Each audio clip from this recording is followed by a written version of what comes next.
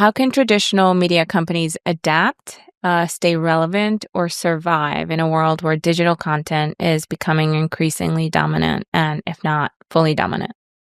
Well, look, I wish I had the answer. It's a big question, and it's what every company is struggling with, including some of the digital companies, Mm-hmm. like, I don't care if you're, Paramount Global or, Warner Discovery, or Netflix or, Amazon. You're trying to figure it out. It's a very interesting time and a particular time. What I do know and what I used to say to my staff, which they didn't love hearing, was I said, survival is not mandatory. And I think that's being borne out, as you look at the landscape I grew up in, the basic cable landscape, the MTVs, the ESPNs, Comedy Centrals, the Nickelodeons, they're all struggling mightily. And I Mm-hmm. do not know what happens to them going forward, honestly. Mm-hmm. They are in steep decline, and I don't know how you turn it around. And it's kind of sad to watch because they're tremendous, tremendous brands. Mm-hmm. So I don't know the answer to your question, but it's a real struggle, and it's a struggle for survival for some of these, I think legacy media companies. Yeah. We'll see where it goes. It's not going away tomorrow, but it's evaporating and it's shrinking. It just is, Mm-hmm. and I don't know how you turn that around. How do you see audience engagement evolving, and what role do you think immersive technologies like AR, VR, and gaming might play into content consumption? I think it's going to play a large role. I've never been a gamer, so I can't really speak with a lot of credibility on that. But I do have kids. Well, they're now, as I like to say, grown ass kids, but they grew up gamers, and I've watched them interact. And yeah, I think it's all coming together. It's all moving towards one thing, and there's so much crossover. And I think interactivity, and all this unbelievable technology is going to have a big impact on how people, not only view content, but interact with content. Because I think it's going to be built to interact with in a lot of different ways, kind of going forward. I don't, I've seen the headsets and I've tried some of them, and I still don't believe anybody wants to really sit with a headset on. But we'll see going forward, because I think those headsets and what's going to be developed, and with just technology is so amazing, you're going to be able to participate in the content in a certain way going forward, and I think that's going to be really exciting, and I think it's coming. Mm-hmm. So hard to say how it all manifests itself, and how it lays out. And I also think it's coming faster than people think. Yep. Technology is moving so fast. So I feel like it's also just right around the corner. Look, I'm a lean back guy. Like I said, I was never a gamer, so I just like to lean back and let the content wash over me and enjoy a great movie or a great TV show or a great podcast or a great album, whatever it is. My kids are wired a different way. They're wired to, through social media, through gaming, through technology. They're wired in a different way, literally, to participate and engage with content in a different way. And then there'll be generations coming up behind that'll be even more evolved. Mm-hmm. So it's coming. It's definitely coming. Yeah. My team under Alex at Viacom, we were the ones I developing remember the that Jeff Jacobs, right? Jeff Jacobs. Jeff Yeah. Jacobs. He's the Yep. first one who ever put one of those headsets on my head. And Yes. I remember, that 360. He was working on some 360 stuff, and Yeah. That was that. Yep. That was us. yeah, well, And then there you go. after I left, my husband and I started a company called Two Goats. We were a creative technology studio. So we were doing, anytime there was an award show or any kind of show using these technologies, a lot of the times it was us, especially in the Hispanic space. Like they're Oh, really? really tech driven. Yeah. I mean, Interesting. I'm Colombian, I'm Hispanic, but Ah, yeah, Hispanics are really, really tech forward people. interesting.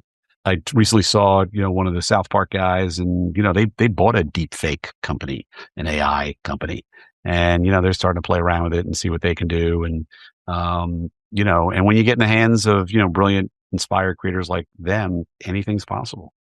Have you seen any of these new companies that are using generative AI to create content? And how do you feel about that?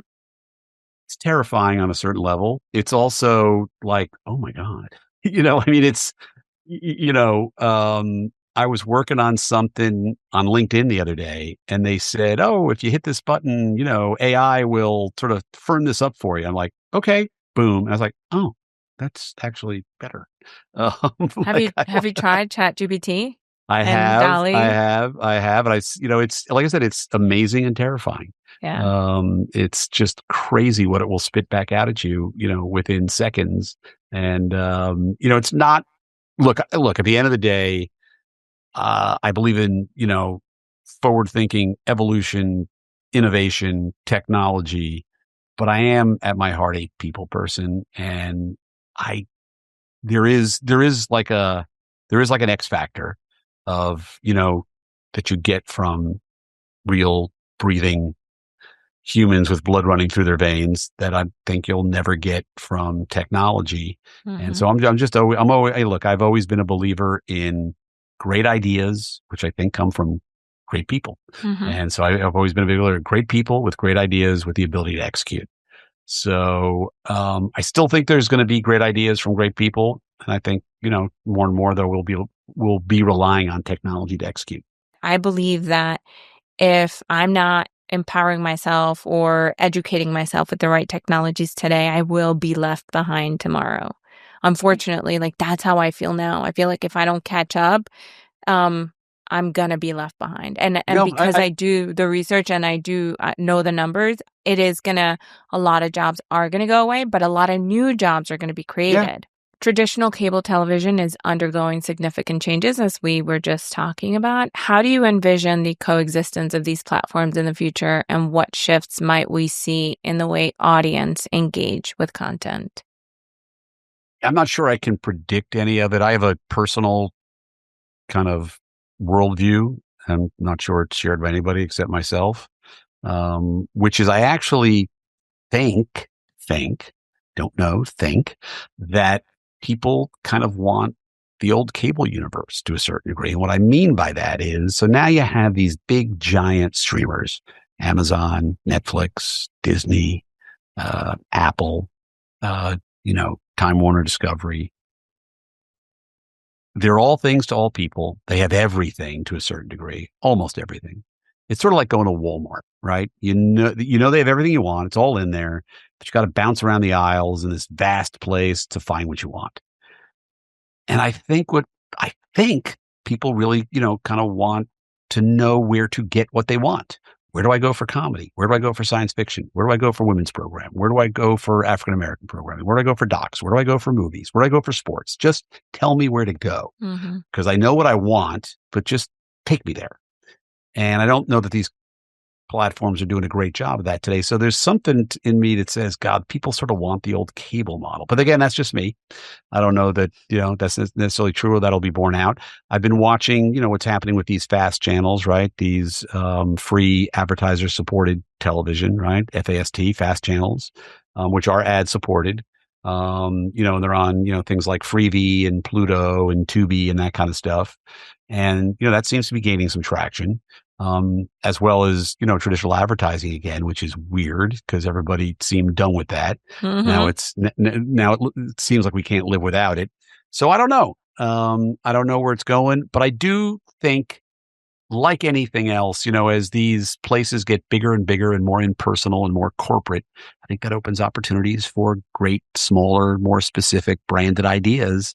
And so I think there's some opportunity out there. I think there's some lanes and some holes that people can try and figure out how to fill. How to fill them exactly and how that manifests itself, I couldn't tell you exactly. So, niche content such as podcasts and online communities have gained traction among audiences seeking specific interests. How do you see niche content shaping in the future, and what opportunities does it offer for creators and consumers? Well, like I just said, I mean, I think that's the opportunity. I mean, I think there's a real opportunity for niche content. Niche content exists everywhere because everybody could be a content maker. There are no obstacles to getting your content out there. We could put this conversation up, right now on YouTube, right? And you can find if you're willing to look, you can find whatever you want out there. It's out there, right? Somebody's making it. Um, the question is, how do you make enough of it, make it good enough, get it, get the marketing to where people can kind of discover it, and turn it into something rather Mhm. than something that's just niche. Mhm. So, but I'm a big believer. I'm a never say never guy. So I think, great ideas, great people, they come from all over and you never know. And like you said earlier, anybody who says they know is full of shit because Mhm. they don't know. And that's absolutely the only absolute. Nobody knows Mhm. nothing.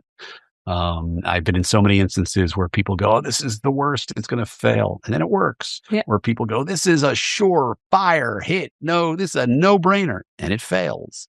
Nobody knows. No, I mean, I wished I could. People say, "Did you what did you think about South Park?" Well, I thought it was really funny, which is why I bought it. First reason, just like it was funny. We were Comedy Central and we needed something funny. I thought it's so outrageous. It's going to get us a lot of attention either way, whether good or bad. So, and what Comedy Central needed most then was some attention because we were trying to build distribution. So I said, if it fails, it's going to fail spectacularly. It's going to go down in flames, but at least everybody will have heard of Comedy Central. Mhm. And then what turned out to be the case was best of both worlds. It gained a lot of attention, but it also worked. It took off like a rocket. But I couldn't have told you that, not in a million years. I mean, Yeah. I wished, and even in my greatest wish, like what did a hit show mean? Hit show means it gets good ratings for a couple years. That was 1997. So you said, then one day I woke up and was like, what if it was about just cable television? I haven't read that book or heard that podcast, and I felt like there's a story to be told. There's a beginning, there's a middle, and there's probably about to be an end. You said this in 2022 to the Hollywood Reporter. And that was the beginning of your podcast, Basic, which explores the history of cable television. I don't know if you want to talk a little bit about that, give us a little bit of Well, insight yeah, into what's happening, and also tell us more about your thoughts on the end of the cable era. Is this the end? well, there will be an end. You know, I don't know how it ends, and it's not going away tomorrow because these networks are still making money. They're still squeezing every last dollar, but nobody really watches them. They're not doing anything new. They're just showing old shows, and if you watched MTV, it's just they show like three shows just over and over and over and over. But somebody's buying the ads, and somebody must be watching. It's not young people anymore. Um, so it's not going away tomorrow, but it's going away, which is crazy because, broadcast television somehow is still here. Radio is still here. Of course, movies are still here. So I find it odd that cable's going to go away. And I really do think it will. And that was one of my impetuses in doing Basic. I just thought it would be a fun idea. It took me back to my college radio roots, opportunity to go and, explore the past with some of my old friends and colleagues and some new friends and tell a story that I felt no one has really told yet, which is, the glorious history of, the early days of cable television when we were kind of making it up as we went along. I sold the podcast during COVID when everybody was podcast crazy. And I don't think I could sell it today because everything's kind of dried up. So I was lucky to sell his goofy idea, and Sirius bought it and they gave us $100,000 to make 50 episodes. I booked the whole thing myself. I booked every one of the guests, 48 different guests, and called in every favor. Um, we did about 20,000 and change an Mhm. episode, like about 400,000 downloads, which is, 399,000 more than I thought we'd ever get. Got to speak to a wide range of people, literally everybody from Cindy Crawford to Jon Stewart to Jimmy Kimmel to Ben Stiller. I mean, you name it. We had a really great lineup of people who've passed through cable television. And, so I felt like I did it. I talked to a lot of the key people I wanted to talk to. I got to tell the story. Maybe it's a book one day. I don't know.